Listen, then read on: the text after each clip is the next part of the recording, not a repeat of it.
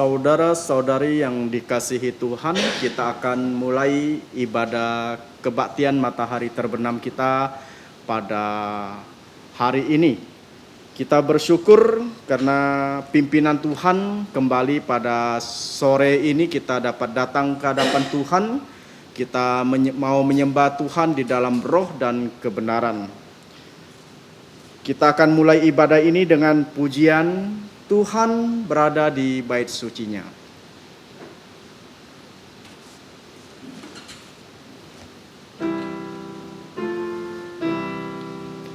Tuhan berada di bait sucinya, semua orang di hadapan Tuhan sujudlah, berdiam diri sembah sujud. Amin. Kita masuk saat teduh. Saat teduh dimulai. Mazmur nomor 48 ayat 10 sampai 11. Inilah firman Tuhan. Kami mengingat, ya Allah, kasih setiamu di dalam bait-Mu seperti namamu, ya Allah, demikianlah kemasyuran-Mu. Saat teduh selesai. Selanjutnya kita akan memuji Tuhan nomor 13. Saudara-saudari dipersilakan bangkit berdiri. Nomor 13.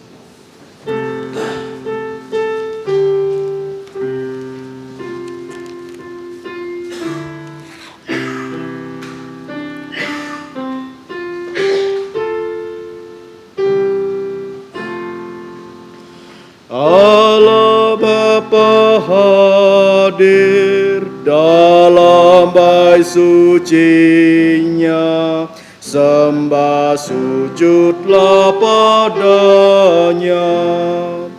Umatnya pujilah pada Ya Pengasih, bertelut dan menyembahlah. Pujilah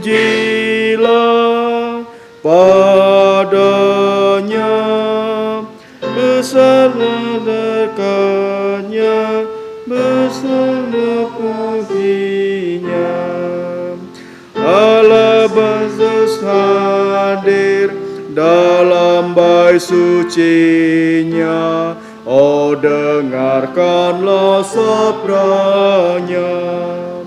Ya tebus dosaku, ya hibur jantungku, jalan gelap jadi teranglah. Pujilah padanya, besar karunia-Nya, wajiblah majiannya.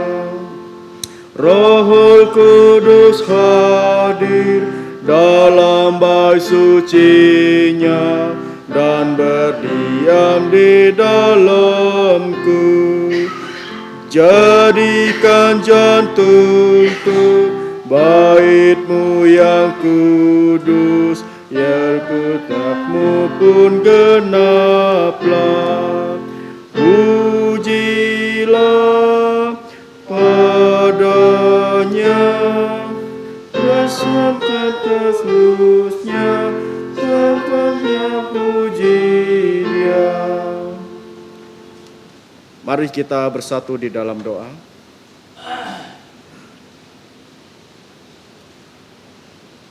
Allah Bapa yang bertata di dalam kerajaan surga, Bapa yang kami sembah di dalam Putra-Mu, Tuhan kami Yesus Kristus, kami mau mengucap syukur karena pada petang hari ini Engkau kembali memimpin kami datang di kebaktian matahari terbenam ini untuk menyembah Engkau lewat puji-pujian, persembahan, bahkan firman Tuhan yang boleh kami dengar. dan kiranya Engkau berkenan untuk setiap penyembahan kami pada sore ini. Bapa di surga, kami juga tahu bahwa kami adalah orang-orang yang sudah jatuh di dalam dosa, baik melalui pikiran kami, perkataan dan perbuatan kami yang selalu mendukakan Engkau dan tidak berkenan di hadapan Engkau. Kiranya Engkau mengampuni segala dosa dan pelanggaran kami. Terima kasih Bapa di surga, dan pada saat ini kami mau menyembah Engkau. Kiranya Engkau berkati ibadah kami pada sore ini dari awal sampai akhir. Terima kasih Bapa di surga, ampunilah segala dosa pelanggaran kami, hanya di dalam nama Tuhan Yesus Kristus yang sudah mengajarkan kami doa Bapa kami yang berbunyi, Bapa kami yang di surga, dikuduskanlah namamu, datanglah kerajaanmu, jadilah kehendak-Mu di bumi seperti di surga. Berikanlah kami pada hari ini makanan harian kami, dan ampunilah kami akan kesalahan kami, seperti kami juga mengampuni orang yang bersalah kepada kami. Dan janganlah membawa kami ke dalam pencobaan, tetapi lepaskanlah kami dari yang jahat, karena Engkaulah yang punya kerajaan dan kuasa dan kemuliaan sampai selama-lamanya. Amin. Gloria Patri. Hormat diberi untuk Bapa, Putra, dan Roh Kudus, dari mula sampai sekarang, dan seterusnya termulia. Amin. Amin. Saudara-saudari dipersilakan duduk kembali. Selanjutnya kita akan membaca firman Tuhan secara bertanggapan. Silakan buka kitab Wahyu pasal yang ke-13 ayat 1 sampai 10. Wahyu pasal 13 ayat 1 sampai 10 kita akan membacanya secara bertanggapan atau bergiliran.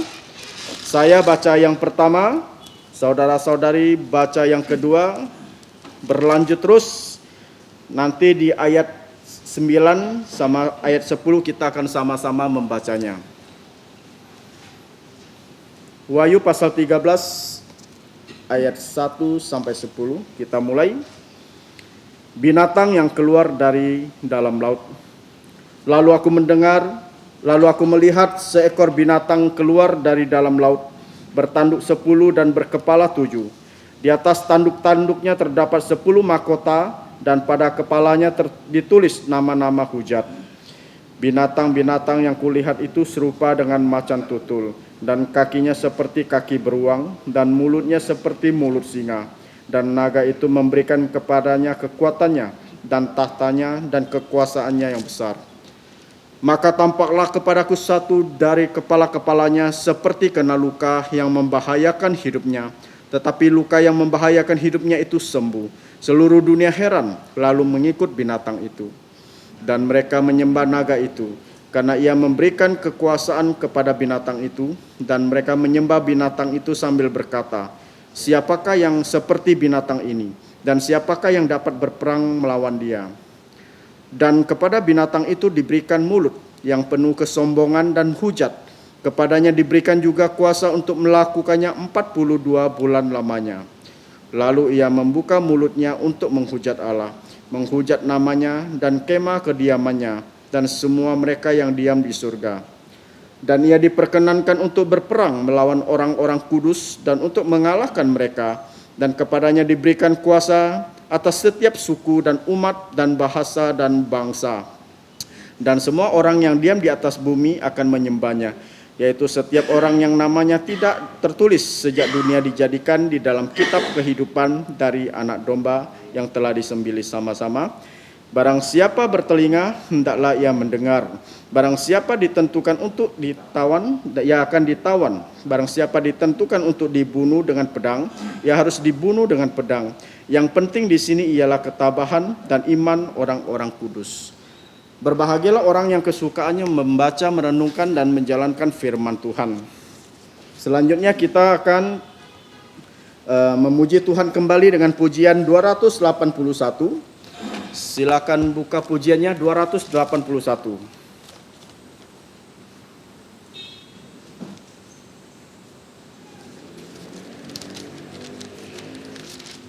Sandar pada Tuhan menangan seteru. Sandar pada lengan yang kekal, 281.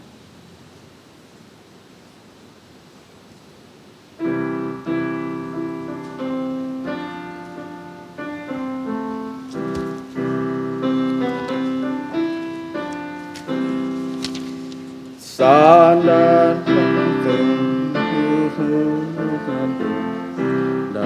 pada lengan yang kekal,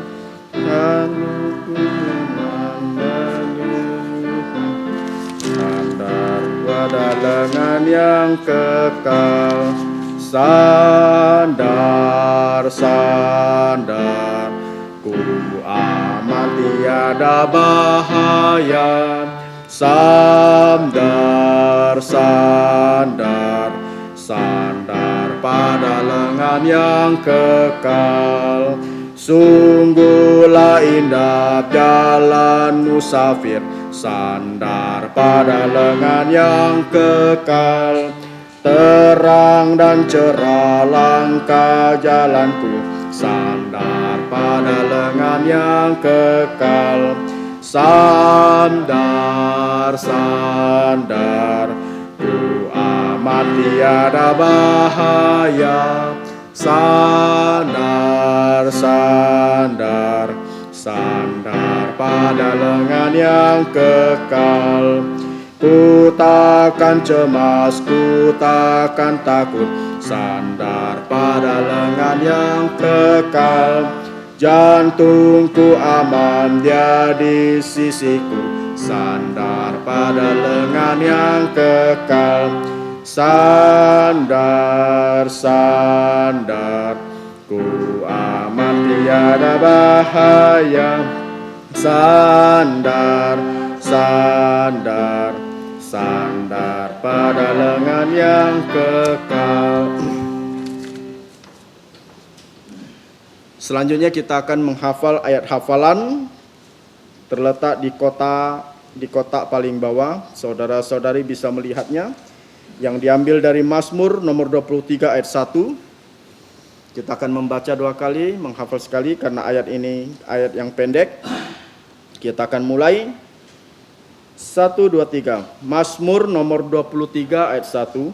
Tuhan adalah gembalaku, aku tidak akan kekurangan. Sekali lagi, 1, 2, 3. Mazmur nomor 23 ayat 1.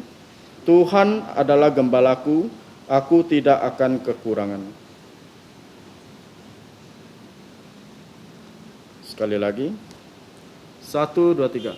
Mazmur nomor 23 ayat 1. Tuhan adalah gembalaku, aku tidak akan kekurangan. Selanjutnya kita akan melihat warta gereja kita pada sore ini. Saudara-saudari bisa melihat di buletin paling bawah juga terdapat jadwal pelayanan tahun Tuhan 2021, yaitu di bulan Juli. Saudara-saudari bisa melihatnya. Warta gereja kita yang pertama adalah kebaktian matahari terbenam akan dimajukan jamnya, ya, yang biasanya jam 6 sore dimajukan menjadi jam 4 sore karena ada PPKM yang sedang berlangsung. Jadi ibadah kebaktian matahari terbenam kita untuk sementara dimajukan dari jam 6 sore menjadi jam 4 sore. Mohon perhatiannya ya. Yang kedua, pengajaran kitab Wahyu juga diadakan setiap minggu jam 9.15 sampai dengan jam 9.45 ya, mengundang kita. Secara khususnya remaja pemuda dapat mengikuti di dalam pelajaran kita, yaitu masih dalam kitab Wahyu. Ya, kita harus selalu belajar firman Tuhan agar apa? Agar kerohanian kita dapat bertumbuh. Warta gereja ketiga, workshop atau lokakarya penginjilan ya akan diadakan pada tanggal 20 Juli di gereja. Jadi harap ya, yang mau mendaftarkan silakan mendaftarkan diri dan mengajak teman-temannya. Yang keempat, kelas pengetahuan dasar Alkitab akan segera dimulai pada bulan Agustus. Saudara-saudari yang ingin dibaptis dewasa reafirmasi iman dan juga pindah anggota, harap segera mendaftarkan diri. Warta gereja kita sampai di sini. Kita akan memberikan yang terbaik. Sambil memberikan yang terbaik, kita persembahan, kita memuji Tuhan nomor 50. Nomor 50. Saudara Stefani, mohon persembahan.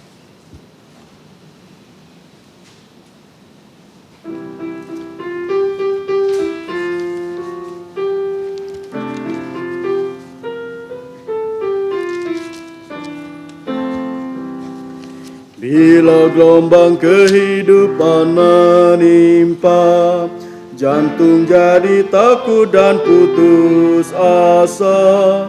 Jangan lupa berkat Tuhan hitunglah, pasti kau tercengang akan karyanya.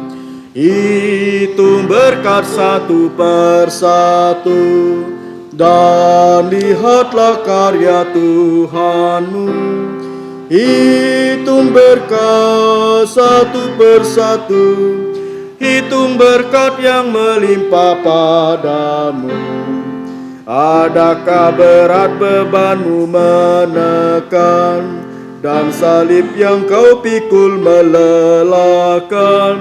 Hitung berkatnya, pastilah kau lega, kau kan bergirang dan terus memujinya. Hitung berkat satu persatu, dan lihatlah karya Tuhanmu. Hitung berkat satu persatu, hitung berkat yang melimpah padamu. Bila kau memandang harta orang lain, ingat janji Kristus yang lebih permai. Hitung berkat Tuhan yang tak terbeli, pahala di sorga yang tak terperi. Hitung berkat satu persatu, dan lihatlah karya Tuhanmu. Hitung berkat satu persatu, hitung berkat yang melimpah padamu. Dalam pergumulanmu di dunia, jangan khawatir, Tuhan akan beserta. Ia mengirim malaikatnya menjaga, membimbing menghiburmu sampai sorga. Hitung berkat satu persatu, dan lihatlah karya Tuhanmu. Hitung berkat satu persatu, hitung berkat yang melimpah padamu. Saudara-saudari dipersilahkan bangkit berdiri.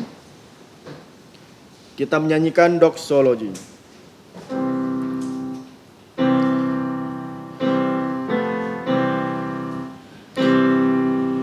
Puji Allah sumber berkah, puji Dia semua ciptaannya, puji Dia para malaikat, Bapa, Putra, dan Roh Kudus. Amin. Mari kita berdoa. Terpujilah Allah Bapa yang bersemayam di dalam kerajaan sorga, Bapa sumber segala berkat yang sudah memberkati kami, baik itu berkat jasmani maupun berkat rohani. Dan pada petang ini, dengan sukacita, dengan ucapan syukur, kami mau memberikan yang terbaik pada petang ini dalam bentuk persembahan. Kiranya Engkau menerima untuk setiap persembahan ini, dan Engkau berkati tangan-tangan yang sudah memberi dengan rela dan sukacita. Dan ajarkanlah kami untuk mempersembahkan hidup kami sebagai korban yang hidup, yang berkenan di hadapan Allah. Kami juga mau berdoa untuk persembahan ini, agar dapat dipakai untuk perluasan pekerjaan-Mu, lewat pelayanan di berbagai tempat, baik itu di Kuburaya, di Serdam, Siantan, maupun di tempat lainnya. Terima kasih Bapa di surga, Inilah doa kami hanya di dalam nama Tuhan Yesus Kristus. Amin. Silakan duduk. Selanjutnya kita akan mendengarkan firman Tuhan. Firman Tuhan akan disampaikan oleh Pak Muen dengan tema ketekunan dan iman orang percaya. Untuk hambanya kami persilakan. Selamat sore saudara-saudari yang saya kasih di dalam Tuhan Yesus. Mengucap syukur kepada Tuhan, kita masih ada kesempatan untuk datang beribadah kembali. Ya, kita terus berdoa untuk rekan-rekan saudara kita seiman, kiranya diharapkan minggu yang akan datang bisa hadir. Sebelum kita mendengarkan firman Tuhan, saya akan mengajak kita membacakan Wahyu 13 ayat 9 dan 10. Saya akan bacakan untuk kita bersama. Barang siapa bertelinga, hendaklah ia mendengar. Barang siapa ditentukan untuk ditawan, ia akan ditawan. Barang siapa ditentukan untuk dibunuh dengan pedang, ia harus dibunuh dengan pedang. Yang penting di sini ialah ketabahan dan iman orang-orang kudus. Mari kita minta pimpinan Roh Kudus dalam belajar firman Tuhan bersama ini. Kiranya Tuhan menolong setiap kita melalui firman ini, kita makin tahu maksud Allah dan kehendak Allah di dalam hidup kita, dan kita boleh terus beriman, berharap, mengandalkan Dia selalu. Mari kita berdoa. Allah Bapa kami yang ada di surga, mengucap syukur untuk sore hari ini kami dapat dihimpun untuk datang di hadapan-Mu. Kami bersyukur untuk firman-Mu yang sudah kami baca dari Wahyu 13. Kami akan bersama-sama mempelajarinya. Walaupun mungkin pengetahuan kami terbatas dan penguraiannya terbatas, tapi kami boleh ditolong oleh Roh Kudus. Kami boleh mendapatkan sesuatu, dan iman kami boleh diteguhkan, dan kami boleh makin mengetahui maksud dan kehendak-Mu di dalam kehidupan kami setiap pribadi. Terima kasih, kami siap mendengarkan firman-Mu. Ampuni dosa pelanggaran kami di dalam nama Tuhan Yesus. Amin. Hari ini tema yang saya berikan, ketekunan dan iman orang-orang percaya. Kenapa kita harus bertekun? Apa itu bertekun? Bertekun itu kita melakukan hal yang baik itu terus menerus. Apa hal yang terbaik di dalam kehidupan kita? Selain kita melakukan tugas-tugas dan kewajiban kita, tanggung jawab kita mungkin sebagai kepala keluarga, ya dia harus keluar bekerja. Sebagai anak-anak dia harus belajar. Sebagai ibu rumah tangga dia harus menyiapkan makanannya supaya tersedia makanan untuk anak-anaknya. Ya, ini tugas kita. Kita harus tekun melakukannya terus menerus. Itu namanya tekun. Selain itu yang lebih baik adalah kita juga harus beribadah. Ya, dengan kita beribadah, kita mendapatkan makanan rohani. Selain makanan jasmani yang sudah Tuhan sediakan untuk kita, kita harus menerima makanan jasmani kita. Karena kita tidak hanya tubuh jasmani kita yang butuh, rohani kita juga butuh. Maka itu kita harus tekun. Tekun jadi berarti kita terus menerus beribadah. Ya, walaupun mungkin ada sebagian orang belum datang ke ibadah. Ya, saya juga bisa mengerti, ya cukup maklum, karena kita punya pemikiran masing-masing di dalam masa-masa pandemi ini. Ya, ada orang mungkin terhalang dengan berbagai hal, kita tidak tahu. Tapi kita berdoa kiranya Tuhan menolong supaya pandemi ini cepat berlalu. Ya. Terus kita bertekun dalam apa? Kita waktunya sekarang lebih banyak ya. Seharusnya ya kita harus bersyukur kita sekarang ini banyak berdiam di rumah. Kita bisa lebih banyak membuka Alkitab kita, membacanya. Sehingga melalui pembacaan itu kita makin lagi tahu apa yang menjadi kehendak Tuhan di dalam kehidupan kita yang kita harus lakukan. Ya, tentu kita juga harus bertekun berdoa. Ya, berdoa bukan hanya untuk keluarga sendiri, berdoa untuk orang lain, orang-orang yang tertimpa COVID dan sebagainya, ya. Dan kita beriman tentu kepada Tuhan Yesus. Ya, iman kita kepada Tuhan Yesus karena kita mempelajari firman-Nya, karena kita bertekun di dalam ibadah, maka kita imannya makin bertumbuh di dalam ibadah kita, di dalam meditasi kita di hadapan Tuhan, hubungan kita makin erat dengan Tuhan. Itu membangun iman kita, kepercayaan kita kepada Allah dan melalui Tuhan Yesus. Ya. Jadi kenapa harus bertekun dan beriman? Karena melalui itu kita di dalam masa-masa pandemi ini kita akan lebih kuat, akan menjadi saksi, menjadi terang, menjadi garam untuk orang-orang yang ada di sekitar kita. Ya, di masa pandemi ini banyak dunia ini dibuat kacau. Ya. Di antara keluarga dan saudara saling menuduh, saling menyalahkan. Misalnya ada keluarga yang kena COVID, pasti di benaknya walaupun tidak terucap, ini dari siapa ya? Tadi saya kumpul dengan ini, A begini, B begini, C begini. Ya, terjadi kekacauan dan keributan. Bukan hanya di Indonesia, di seluruh negara. Saya melihat beberapa YouTube yang viral. Ada orang yang tidak percaya dengan pandemi ini. Saya lucu lihatnya. Mana pandemi? Saya tantang dia. Mana? Tunjukkan kepada saya. Tentu petugas tidak bisa menunjukkannya. Dia tidak mau pakai masker. Ya, akhirnya dia ditangkap. Ada juga yang tidak mau pakai masker karena dia merasa rumahnya dekat. Dicegat, dia melawan. Ya, inilah membuat hal-hal terjadi kekacauan. Ya, jadi mungkin orang sudah mulai bertanya, kenapa ini hal terjadi? Ya, makanya kalau kita sebagai anak Tuhan yang sudah belajar firman Tuhan, kita akan tahu kenapa, dan jawabannya tentu ada di Alkitab yang kita baca, dan Roh Kudus akan menolong kita mengerti. Sebelum kita lebih jauh lagi, saya akan mengajak kita melihat pasal 13.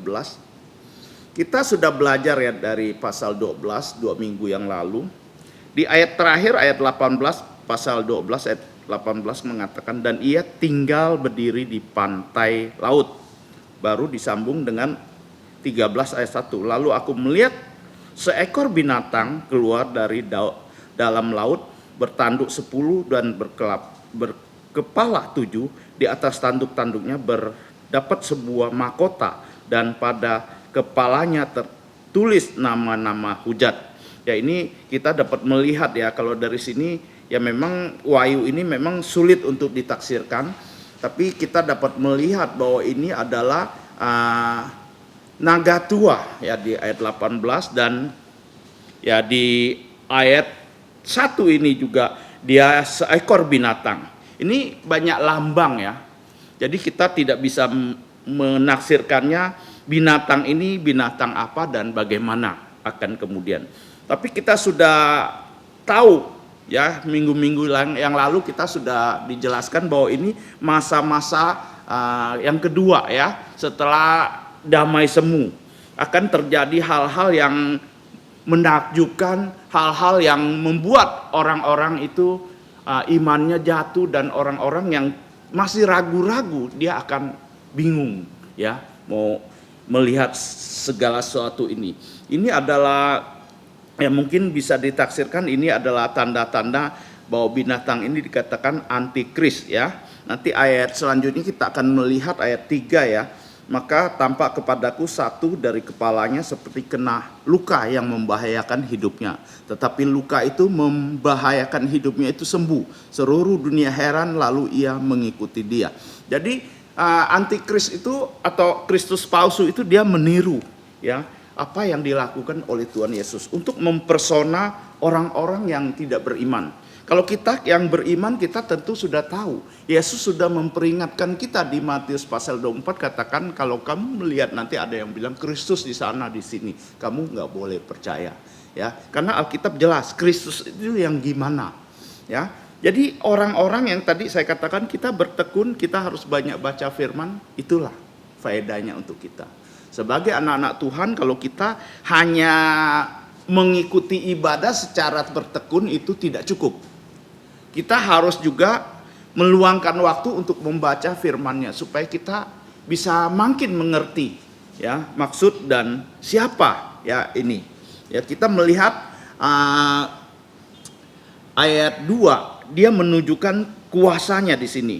Binatang yang ditulis itu serupa dengan macan tutul dan kakinya seperti kaki beruang dan mulutnya seperti mulut singa, dan naga itu memberi kepadanya kekuatan dan taktanya dan kekuasaannya yang besar. Di sini dia ingin memperlihatkan ya, si naga tua ini ingin memperlihatkan kuasanya, maka dia memberikan kuasanya kepada binatang itu dan berikan takhta dan kuasaannya yang besar ya. Jadi kita sudah melihat ayat 4 juga di sini kita melihat di ayat 4, dan mereka menyembah naga itu karena dia memberikan kuasa kepada binatang itu, dan mereka juga menyembah binatang sambil berkata, siapakah yang seperti binatang ini dan siapa yang dapat berperang melawan dia. Ya tentu di sini dia ingin ya, di sini orang-orang itu menyembah kepada dia. Selain menyembah kepada naga juga kepada binatang itu, karena mereka terpesona dengan apa yang mereka tampilkan ya. Maka sekarang ini banyak hal-hal yang membuat orang-orang itu terpesona, jadi ya mengikuti suatu hal-hal yang mungkin tidak seharusnya. Ya kita juga melihat ya sekarang ini, kemarin saya mendengar seseorang bilang saya punya grup family katanya. Grup family kami di situ diharuskan setiap kita anggota keluarganya harus menampilkan dia jam apa, kerjakan apa, dia masak apa hari ini, semua ditampilkan katanya. Itu grupnya dia. Ya sampai mungkin beli pisang goreng 2 aja dia tampilkan. Ya ini sudah menjadi hal yang umum. Sudah menjadi hal yang viral, maka diikuti ya oleh orang-orang, walaupun mungkin dia orang Kristen saya lihat ya, tapi dia merasa wah, suatu kebanggaan bahwa dia punya grup yang begitu. Ya inilah yang akan nanti lebih parah lagi, akan dipersona. Ya saya pikir di zaman-zaman yang pasal 13 ini, bagaimana iblis itu mempersona. Karena saya pikir ada yang lebih canggih lagi dibanding internet sekarang ini. Jadi seluruh dunia akan melihat itu. Ya akan menyaksikan bahwa dia tadinya terluka, mau mati tapi disembuhkan. Ya, jadi viral, satu hal yang menggemparkan. Jadi orang-orang yang masih ragu-ragu, orang-orang yang tidak percaya kepada Yesus, dia akan terpesona, akhirnya mereka menyembah kepada dia. Inilah tujuan daripada iblis. Ya, ingin membawa orang-orang supaya menjadi temannya, nanti dia dilempari ke neraka. Maka kita harus beriman sungguh-sungguh kepada Yesus. Kita harus bertekun di dalam pengajaran. Selain beribadah dengan tekun, kita harus membaca Alkitab. Ya kita harus sendiri mencoba mengisi rohani kita sedemikian rupa di dalam masa-masa seperti ini. Kalau tidak, kita akan, dunia yang kacau ini kita akan bingung. Saya harus bagaimana? Apa yang harus saya lakukan? Ya, ayat 6, 5 dan 6. Dan kepada binatang itu diberi mulut yang penuh kesombongan dan hujat. Kepadanya diberi juga kuasa untuk melakukannya 42 bulan lamanya. Lalu ia membuka mulutnya untuk menghujat Allah, menghujat namanya dan kemah kediamannya, semua mereka yang diam di surga.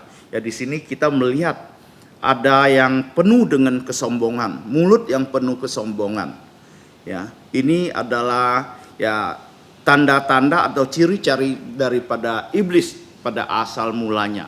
Dia sombong, dia ingin menyalahin atau melebihi daripada Allah, maka dia dilempar ke bawah ke dunia ini. Ya, jadi kita sebagai umat Tuhan, kita berhasil bagaimanapun, kita jangan menjadikan diri kita sombong. Ya, kalau kita menjadi sombong berarti kita sudah diperalat oleh iblis. Karena iblislah ya yang menjadi bapak kita, yang kita mengikuti gayanya dia. Ya, tidak boleh, kita harus meniru Tuhan Yesus yang lemah lembut, yang rendah hati. Ya, kita meniru apa yang Yesus kerjakan di dalam kehidupannya. Kita melihat ayat 7, dan ia diperkenankan untuk berperang melawan orang-orang kudus dan untuk mengalahkan mereka, dan kepadanya diberi kuasa atas setiap suku dan umat dan bahasa dan bangsa. Ya, kita melihat ini adalah ayat 7 adalah sasaran. Sasaran dari iblis ada orang-orang kudus, orang-orang yang percaya, ya, dikalahkan, ya. Ini dikalahkan itu sudah seizin Tuhan. Ya, kalau kita tidak bisa dikalahkan, kalau kita kalau Allah tidak berkehendak, ya, kita diberikan kuasa.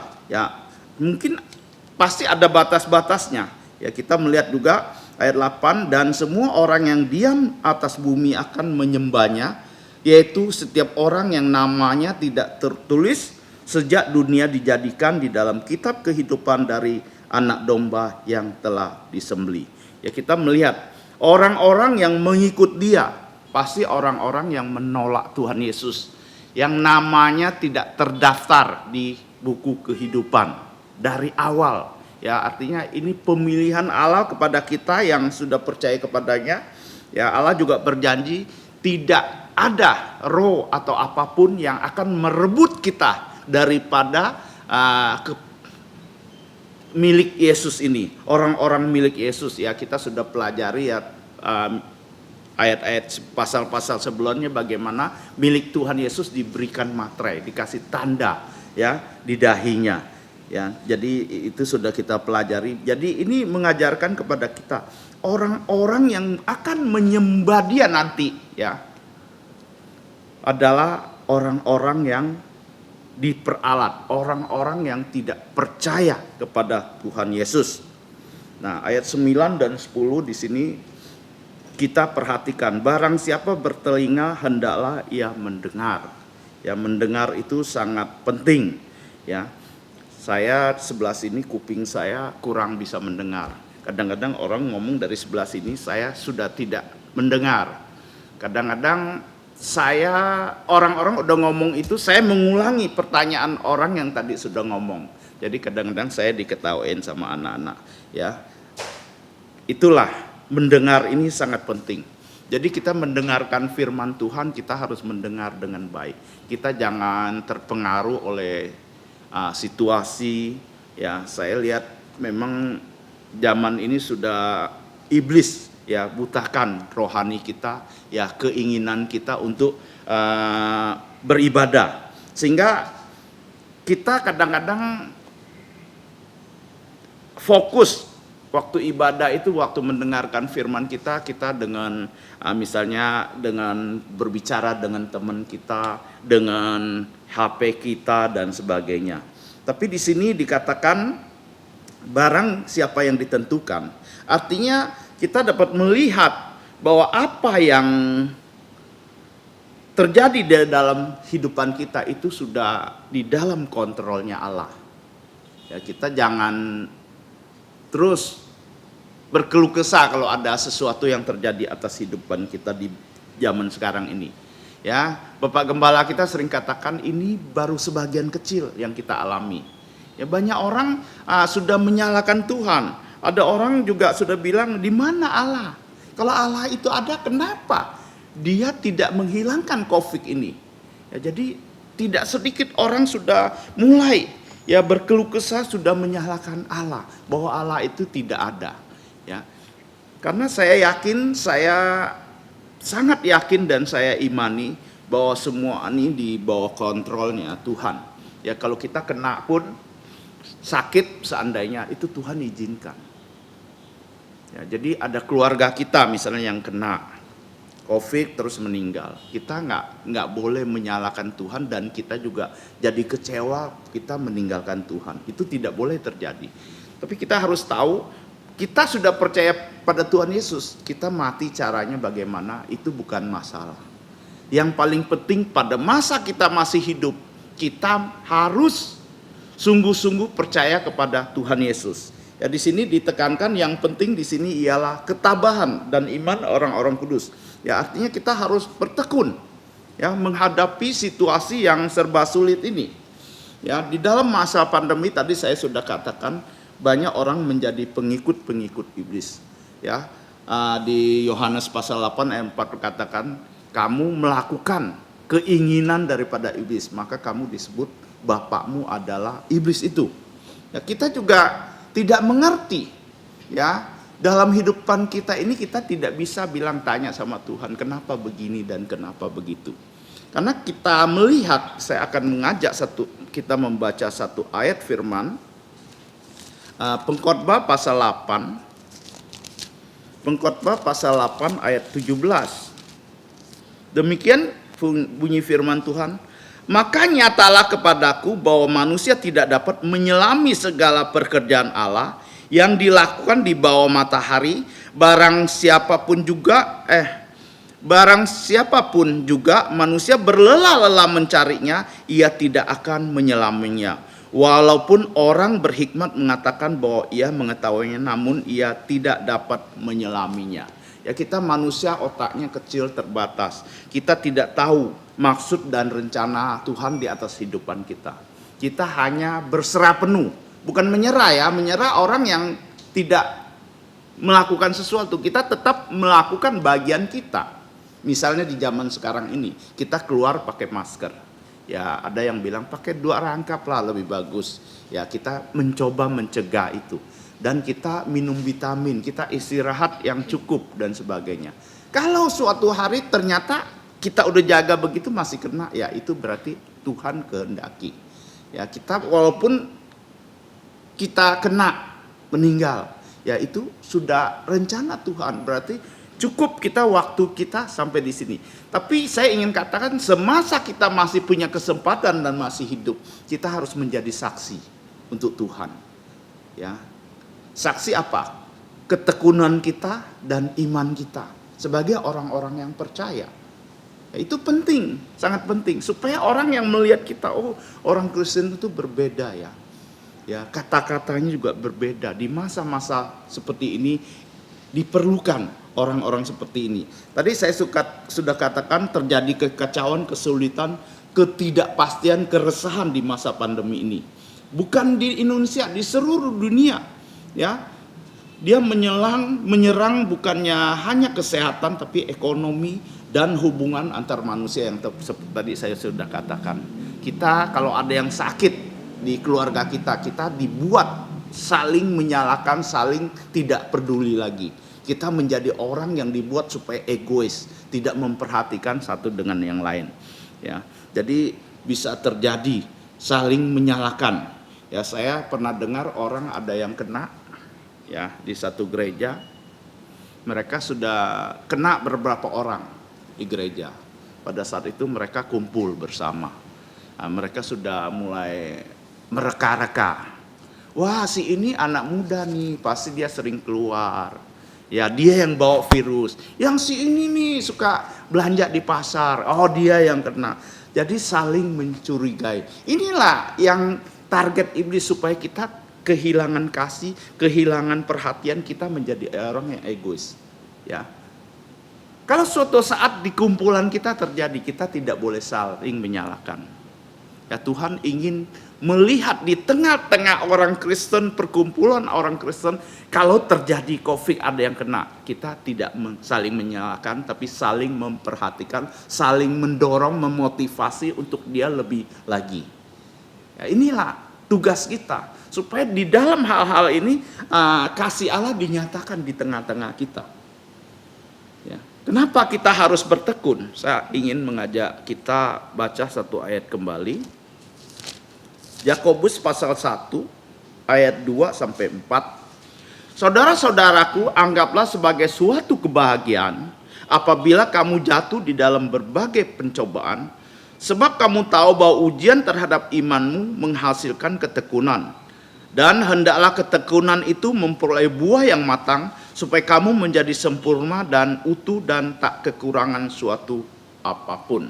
Inilah kehendak Allah. Kenapa ada hal-hal yang tidak baik datang di hadapan kita? Ya bukan kita aja yang mengalami ya, COVID ini setiap kita mengalami.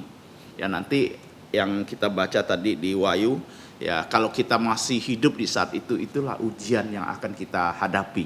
Ya kita akan melihat hal-hal yang menakjubkan dan kita apakah kita beralih dari iman kita kepada Tuhan Yesus kepada yang lain. Nah, ini sangat penting yang kita perlu perhatikan. Dari pemaparan atau yang kita pelajari bersama, apa yang menjadi berkat rohani kita. Nah, ini yang kita akan melihat. Tadi sudah kita lihat ya Wahyu pasal 9 dan pasal 13 ayat 9 dan 10 ya. Ini teladan yang akan kita nyatakan di dalam ketekunan kita dan iman kita kepada Yesus di masa-masa seperti ini. Di masa-masa yang sulit, apakah kita dapat menjadi terang, menjadi garam bagi orang-orang yang masih ragu-ragu, orang-orang yang masih belum percaya. Ya. Kita jangan meneladani dunia ini.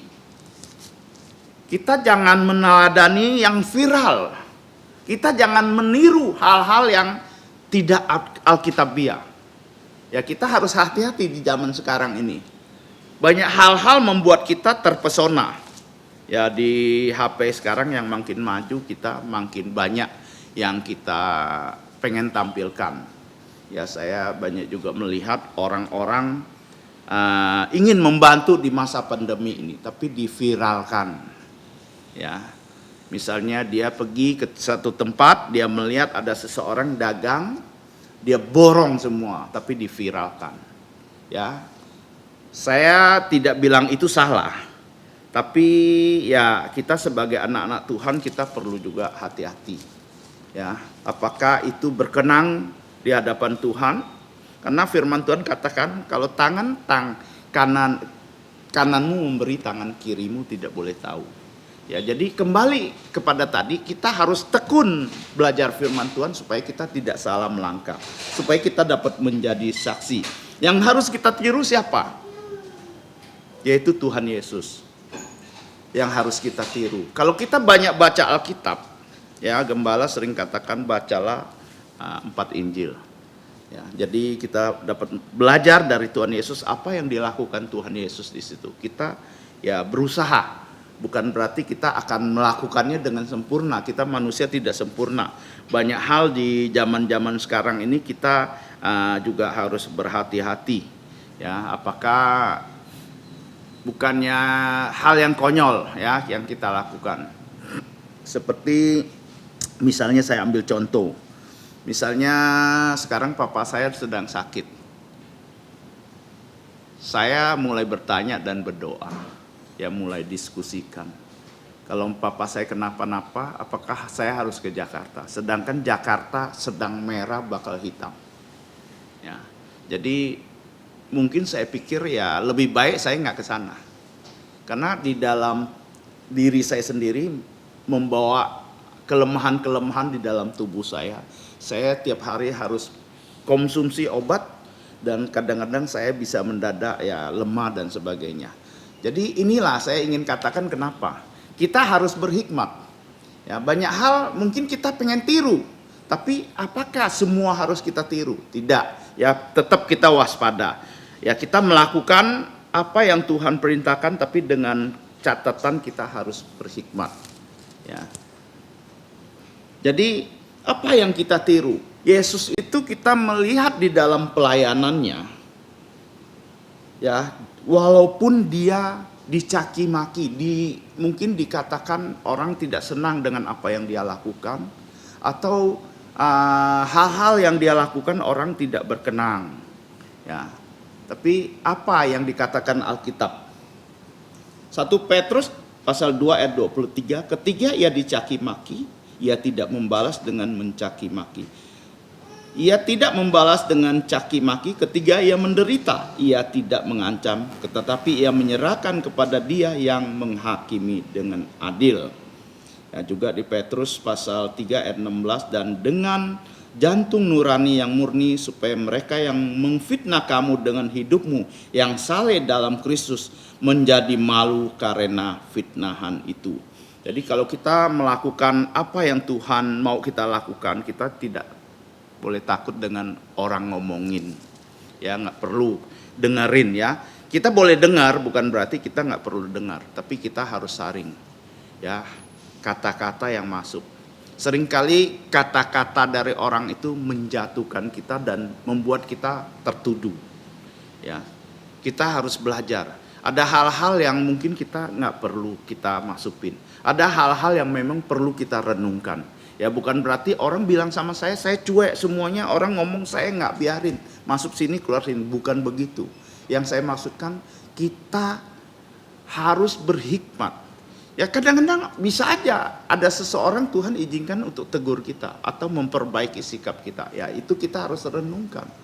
Ya, jadi disinilah kita harus belajar bagaimana Tuhan Yesus di dalam pelayanannya mengalami banyak hal, tapi Dia tetap ya menyerahkannya kepada Allah, ya, yang walaupun Dia sendiri 100% Allah dan 100% manusia. Waktu Dia disalib pun Dia tidak membuka mulutnya. Ya, jadi banyak hal kita harus belajar bahwa kita bertekun itu, kita juga orang yang berhikmat dalam melakukan kegiatan kita setiap hari di masa-masa seperti ini, supaya kita juga tidak menjadi batu sandungan bagi orang lain. Ya, kita yang harus kita sadar, yang selalu saya katakan, termasuk kemarin saya telepon kepada istri saya waktu dia kena COVID, ya, mamanya kena COVID dan terus masuk rumah sakit dan dipanggil Tuhan. Ya, tapi satu hal yang saya senang dan bangga ya, waktu kami penguburannya, saya melihat ada beberapa hamba Tuhan yang memberikan kesaksian yang baik. Ya, bagaimana semangat mertua saya, mama mertua saya yang begitu giat melayani Tuhan. Ada seorang hamba Tuhan yang masih muda, mungkin sebaya dengan Jaka. Dia hamba Tuhan juga, besar di sana, melayani di GKK. Dia memberikan kesaksian, sering dia main ke rumah mertua waktu dia masih muda, karena dia bergaul dengan adik ipar saya. Dia melihat mama mertua saya pulang jualan, hitung uang yang baru itu disimpan untuk diberikan, dipersembahkan kepada Tuhan, walaupun dalam arti dia sendiri terbatas. Ya, ini satu kesaksian. Bagaimana saya juga diminta untuk menyaksikan, saya melihat bagaimana mama mertua saya setelah dia percaya Tuhan Yesus, ya, setelah dia lebih benar-benar melayani Tuhan, walaupun dia jadwal kewajibannya dia lakukan, yaitu jualan. Tapi di hari Selasa atau hari Kamis, saya lupa, antara 2 hari itu, pasti dia tinggalkan, dia tidak jualan, dia pergi besuk. Karena setiap hari itu dia dijadwalkan ikut besuk. Ya, kita melihat orang yang sederhana ini, ya, mama mertua saya, orang yang sederhana, orang yang pengetahuannya terbatas. Ya, saya ingat waktu dia baru-baru masuk gereja, saya ajak gereja, anak-anaknya semua, dia baru-baru masuk gereja, dia minta saya ajarin dia berdoa. Tapi setelah lama-kelamaan dia latih, akhirnya dia sambil jualan dia bisa bawa jiwa. Sambil jualan dia bisa mendoakan orang, ya, yang kesusahan. Sambil dia bekerja dia bisa membantu dari yang terbatas itu, dia bisa menolong orang. Ada orang kesulitan misalnya, oh saya hari ini nggak punya uang buat anak saya berangkat sekolah, dia pinjamkan. Ya, itu yang kenapa saya mau menyaksikan ini? Ya, karena manusia Tuhan selamatkan, ada satu rencana Tuhan di atas hidup kita, supaya kita menjadi berkat. Rumah tangga kita menjadi berkat. keluarga kita menjadi berkat, anak-anak kita menjadi berkat untuk kemuliaan Allah. Melalui hidup kita, ya.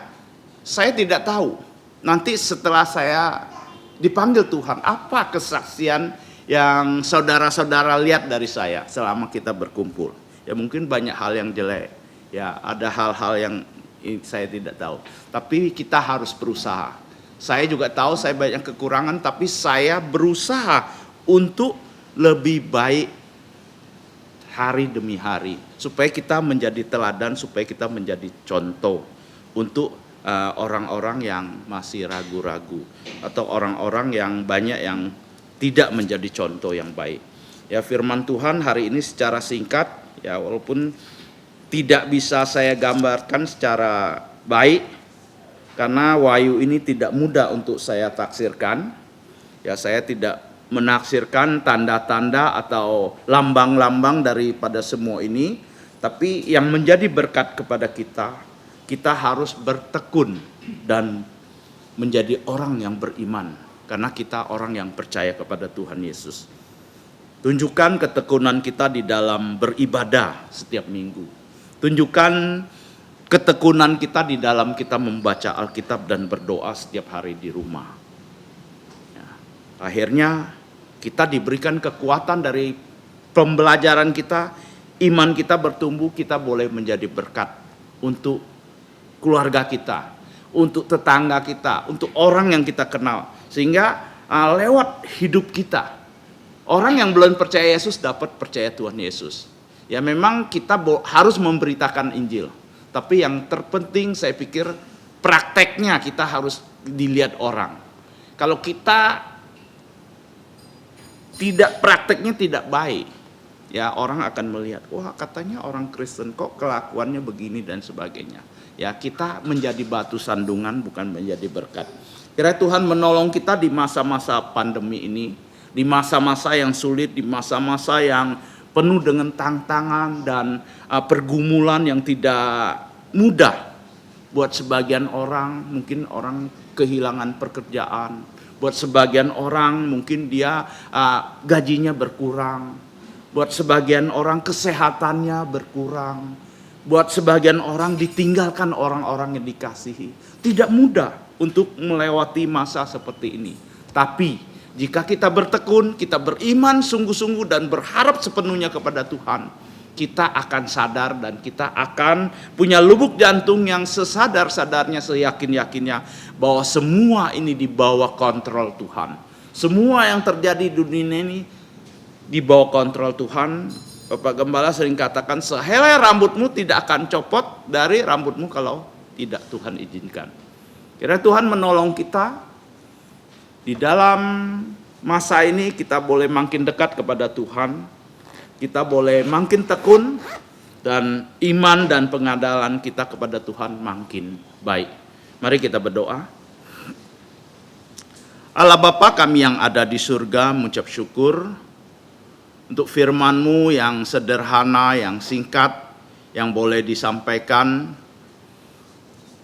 Kiranya melalui ibadah di sore hari ini, kami yang hadir di tempat ini, yang berbicara, mendengar, kami masing-masing dan kami bersama-sama boleh pulang membawa firman Tuhan ini. Dan kami boleh diberikan kekuatan menjadi pelaku-pelaku firman Tuhan ini. Kiranya melalui kehidupan dan kesaksian hidup kami, orang lain boleh mengenal Tuhan Yesus. Terima kasih untuk firman-Mu yang sudah kami dengar, materaikan firman-Mu di dalam lubuk jantung kami, supaya kami boleh terus merenungkan di rumah siang dan malam, dan kami boleh makin hari makin mengasihi Engkau, makin rindu untuk bersekutu dengan Engkau di rumah kami, dan kami boleh makin banyak di dalam membaca firman dan berdoa. Terima kasih Bapa untuk firman-Mu. Terima kasih. Ampuni dosa pelanggaran kami di dalam nama Tuhan Yesus. Kami bersyukur berdoa. Amin.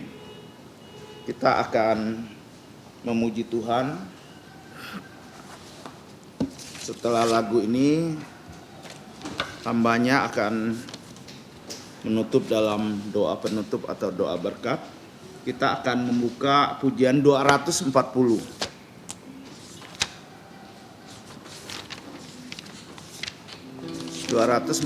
Percaya dan patuh.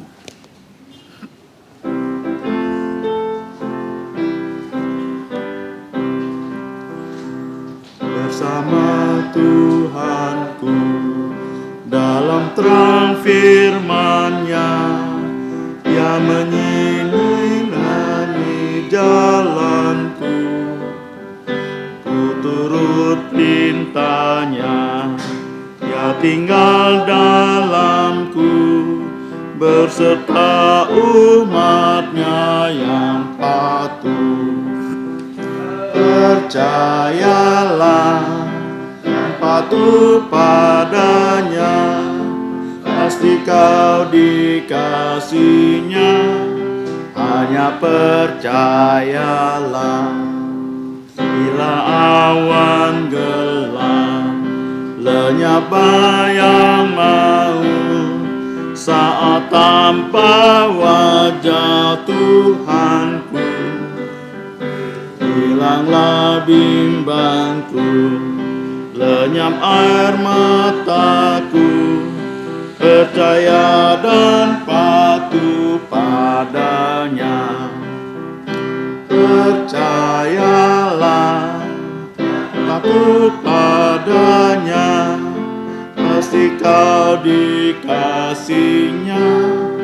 Hanya percayalah. Tiada beban berat, tiada kesusahan. Mari kita bangkit berdiri.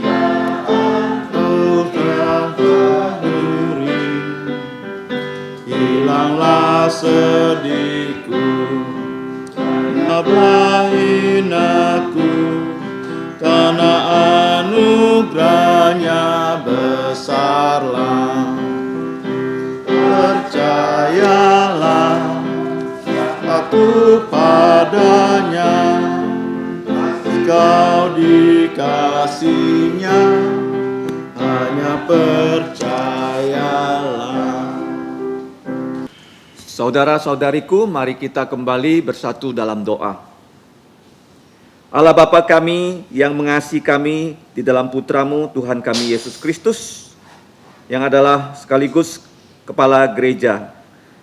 Ya Bapa, kami mengucap syukur untuk hari perhentian, hari Sabat orang Kristen, untuk merayakan hari kebangkitan Tuhan Yesus dari kematian setelah Ia mati menebus dosa-dosa seluruh dunia. Kami bersukacita pada hari Sabat ini, dari pagi hari sampai penghujung hari Sabat, kami dapat berada di dalam rumah-Mu untuk memuji nama-Mu, untuk mendengarkan firman-Mu. Ya Bapa, kami mengucap syukur untuk penyertaan-Mu di dalam kehidupan kami, khususnya di dalam kebaktian matahari terbenam. Ya Bapa, kami tahu bahwa dalam masa pandemik ini, yang paling diperlukan manusia selain vaksin dan prokes adalah firman-Mu. Adalah Injil Tuhan Yesus yang bukan hanya bisa memberikan kami lubuk jantung yang tenang, yang aman dan damai, tetapi juga bisa menyelamatkan jiwa kami supaya maut yang kekal tidak menjemput kami. Tetapi setiap orang yang percaya Yesus akan memiliki hidup yang kekal. Ya Bapa, tolonglah kami akan pulang ke rumah kami masing-masing, dari yang masih kecil, yang sudah sekolah, ibu rumah tangga, dan juga para pekerja, dan juga para pelayan-Mu. Kiranya dimanapun Engkau menempatkan kami dapat menyaksikan tentang Tuhan Yesus kepada dunia yang sedang binasa, supaya mereka mengenal siapa Putra-Mu, utusan yang sudah Engkau utus untuk menjadi juru selamat dunia. Ya Bapa, kembali kami menyerahkan hidup kami, pakailah kami sebagai saksi Tuhan Yesus, sebagai tentara-tentara Tuhan Yesus yang berperang dalam peperangan rohani di akhir zaman. Jika kami terus ikut kepada rencana Tuhan Yesus, maka Engkau akan memberikan kami kemenangan seperti kemenangan yang sudah digenapi oleh Tuhan Yesus. Ya Bapa, tolonglah kami Demikianlah doa kami, dengan ucapan syukur kami naikkan hanya di dalam nama Tuhan Yesus kami berdoa. Amin. Amin. Amin. Amin.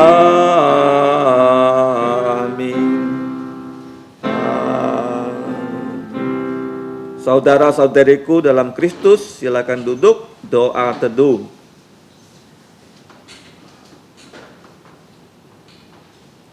Tuhanmu memberkatimu dan melindungimu.